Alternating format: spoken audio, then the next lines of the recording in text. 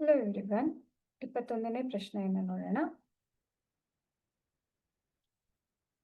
x+4 into x+3 ಸಮ 0. ಈ ಸಮೀಕರಣದಲ್ಲಿ ಒಂದು ಮೂಲವು -4 ಆದರೆ ಸಮೀಕರಣದ ಇನ್ನೊಂದು ಮೂಲವನ್ನು ಕಂಡುಹಿಡಿಯಿರಿ.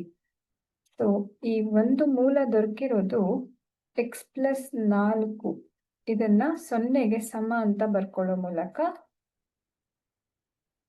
x ನ ಬೆಲೆ -4 ಅನ್ನೋದು ದೊರಕಿದೆ. ಅದೇ ರೀತಿ x+3 0ಗೆ ಸಮ ಅಂತ ಬರ್ಕೊಂಡ್ರೆ, ಇವೆರಡು ಅಪವರ್ತನಗಳಾಗಿದೆ ಅಲ್ವಾ, ಒಂದು ವರ್ಗ ಸಮೀಕರಣದ ಅಪವರ್ತನಗಳು. ಈ ಅಪವರ್ತನಗಳನ್ನ 0ಗೆ ಸಮ ಅಂತ ಬರ್ಕೊಂಡಾಗ ನಮಗೆ x ನ ಬೆಲೆ ಸಿಗೋದು.